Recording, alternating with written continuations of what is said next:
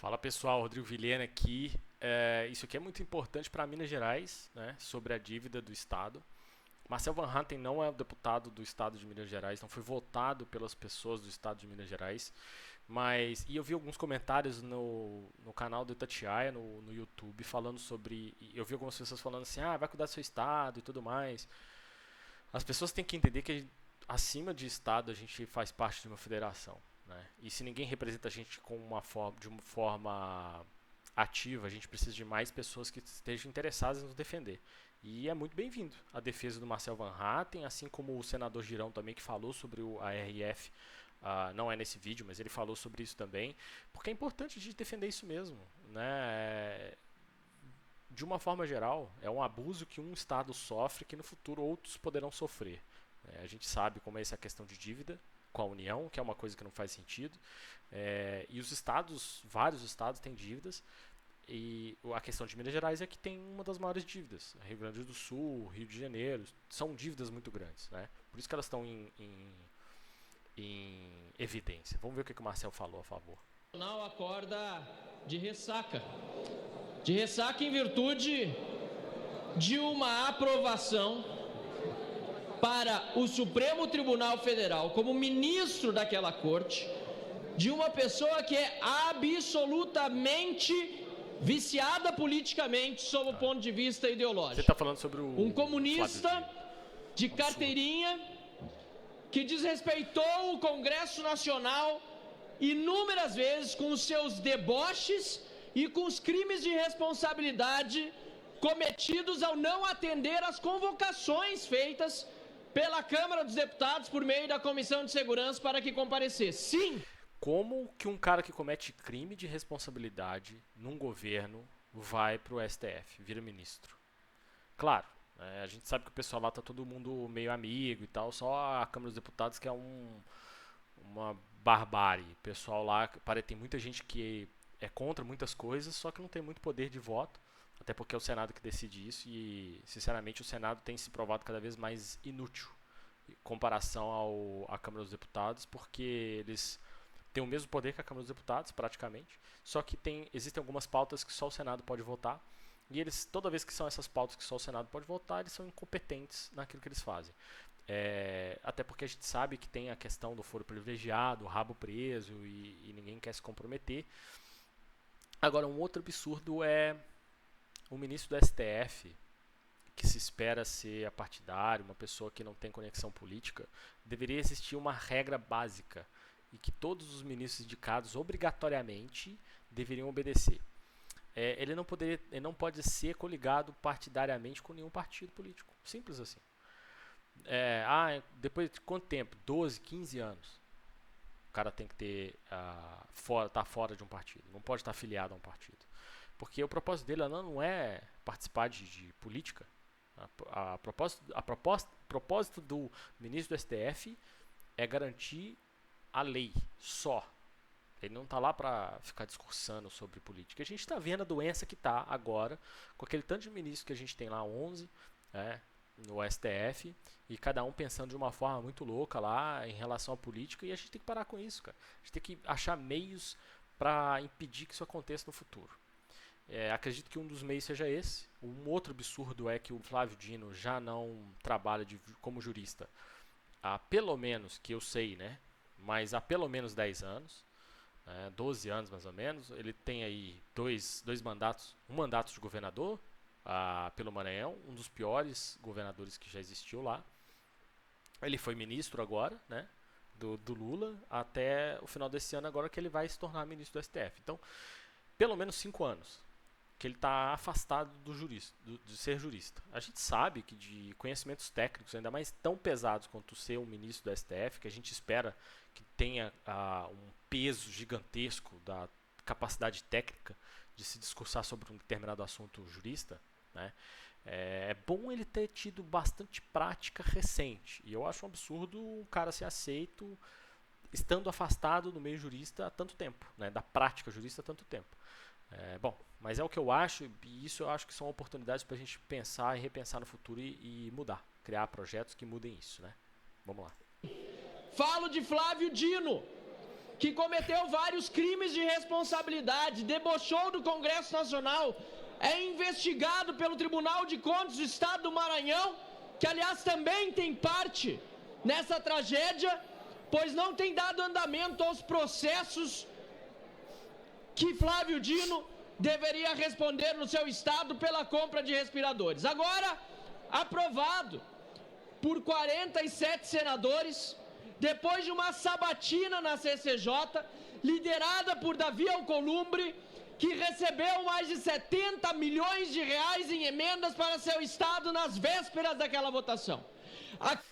Emenda parlamentar é uma coisa que devia deixar de existir. Isso é máfia, isso é corrupção, e eles criaram uma forma legal para dizer que corrupção é bacana, é o que? É aceitável, sabe? Você comprou o voto, literalmente comprou o voto. 70 milhões? Será que compra um voto? Acho que sim, né? E vai tudo pro Estado, a gente sabe que alguma coisa sai ali, algumas coisas ficam meio perdidas, não tem auditoria sobre esse valor. Quer dizer, né, deveria ter, mas não tem. E aí, como é que fica? É um absurdo. O Brasil, ele é feito de absurdos, né? Você vê que o Flávio Dino foi aceito, é o máximo do absurdo. Antes disso, o cara ganhou 70 milhões para repasse de emenda constitucional, mais um absurdo. E sabe, é uma escalada de absurdos acontecendo tudo naquela mesma panela ali da decisão. Tá, aqui nesse parlamento, senhor presidente, senador Rodrigo Pacheco, lamentavelmente, nós vemos que a situação está completamente comprometida. A compra de votos é absolutamente institucionalizada.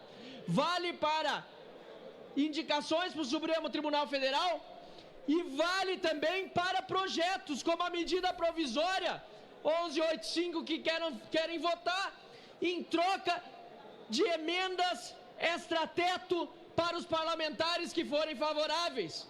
Isso me foi revelado por um parlamentar aqui nesta manhã. Lamentável, senhor senador Rodrigo Pacheco. Eu quero dizer... Lamentável existir um teto para isso. Lamentável isso existir, né? E eles ainda criaram um teto. E agora eles querem criar um novo projeto, uma medida provisória para tirar esse limite. Cara, tá vendo o que eu tô falando?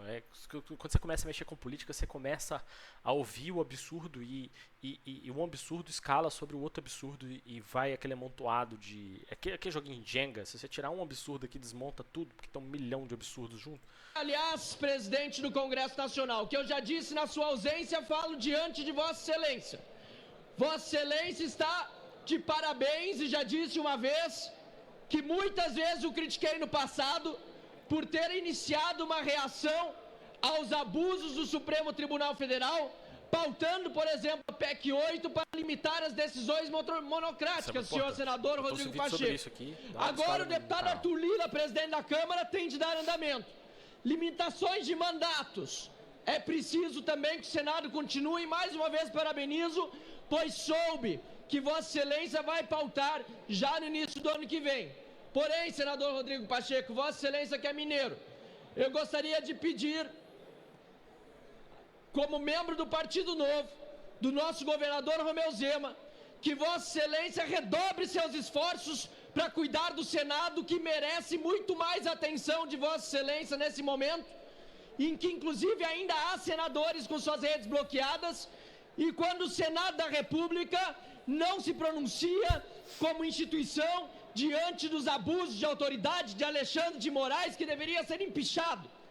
Vossa Excelência ganha mais em deixando o Romeu Zema trabalhar em paz no governo em Minas Gerais, ou talvez contribuindo com o seu trabalho, em vez de tentar fazer articulações com o ladrão que está sentado na presidência da República e que não quer o bem de Minas Gerais, senador Rodrigo. Nunca quis, nem ele, nem a Dilma. O PT usa o estado de Minas Gerais como bancada eleitoral e descarta durante 4 anos. E foram assim desde 2002 e tem continuado sendo assim, né? E o que ele está falando nada mais que é a verdade. Ele é presidente do Senado, o Rodrigo Pacheco, um oportunista, aproveitador. Ele não precisava ter se metido nessa situação da RRF. Aliás, ele podia ter facilitado para que os acordos fossem feitos de forma mais justa, né? Tivesse conversado com o governo federal, para que entrasse em contato com o governo Zema, para eles discutirem. O Rodrigo Pacheco não tem responsabilidade executiva. Isso é mais um... se considera que o STF tomar decisões legislativas é um abuso de poder, né, que obviamente não faz sentido, também é um abuso de poder do senador, usando a mesma lógica, né, seria um abuso de poder do senador por ele estar tentando tomar decisões executivas, né? Ele fazer acordos executivos com o presidente não é de responsabilidade dele e nem da alçada dele, né? E isso tem que ser impedido. E o que ele está falando nada mais é que a verdade. Ele precisa prestar atenção no que está acontecendo no Senado para resolver essas pendências que estão aí. Está todo mundo de olho. Rodrigo Pacheco, Vossa Excelência bem conhece a trajetória do PT em Minas Gerais. E foi graças à terrível trajetória do PT em Minas Gerais, com Fernando Pimentel, que não apenas Romeu Zema se elegeu, como também Vossa Excelência teve o apoio dos mineiros para desbancar Dilma Rousseff naquela época como senadora. Absurdo. O dever de gratidão ao povo mineiro precisa ser mantido e principalmente o dever de cuidar da Casa da República, a Casa Alta, a Câmara, o Senado, que está sendo muito maltratado pelo Supremo Tribunal Federal. Senador Rodrigo Pacheco, ajude os mineiros aliando-se a Romeu Zema e ajude os brasileiros abrindo processo de impeachment. Sabe por que é importante esse processo de impeachment em relação ao Supremo Tribunal Federal lá, o Alexandre de Moraes? Que parece que eles estão querendo fazer o processo de impeachment em relação a ele. Sabe por que é importante quando ele fala isso? De novo, eu vou bater na mesma tecla. Nós somos, acima de tudo, nós somos brasileiros, tá? A gente sabe que o Rodrigo Pacheco tem um viés mais de centro, ou seja, é oportunista mesmo. A gente tem o Romeu Zema, que a gente sabe que ele é mais liberal em relação da parte econômica. E tudo bem, eles têm suas divergências, mas a gente tem que entender que os dois estão lá pelo mesmo motivo. Eles foram eleitos pela população mineira para defender os direitos e garantir a melhoria da qualidade de vida dos mineiros, né? E eles têm que lutar com isso de forma conjunta, não é combatendo, brigando um com o outro. E o que eu estou falando é mais do que a realidade. A política nossa no Brasil é uma política imbecil, parece clubismo, sabe? E eles têm que tirar isso da cabeça. A gente tem que começar a trabalhar em conjunto com os outros pares lá na Câmara dos Deputados, os senadores, junto com os governadores, prefeitos, etc., para eles conseguirem chegar a um bem comum, a melhoria da população. Do Supremo Tribunal Federal e fazendo honrar a presidência dessa casa. É isso. O Marcel Van Hatten, ele falou rapidinho sobre isso, criticou um pouco o Flávio Dino, porque é um absurdo, afinal de contas, eu acho que ele está corretíssimo em ter toda a oportunidade de falar sobre isso mesmo, e criticar os senadores, um vexame desses senhores que se vendem. A gente sabe o tipo de profissão que se vende também, né? Vende seus corpos, suas almas, suas mentes, e é isso mesmo. O Rodrigo Pacheco tem que deixar o Romeu Zema trabalhar e ajudar e ficar à disposição para ajudar naquilo que puder para poder fazer esse elo com a presidência da República. E se ele realmente quer ser governador, é a melhor oportunidade que ele tinha. Ele conseguir apoio do governador atual, conseguir apoio do governo federal e por aí vai. Bom, meu nome é Rodrigo Vilhena, já sabe, se curte política, se inscreve aí no canal e tamo junto. Paz.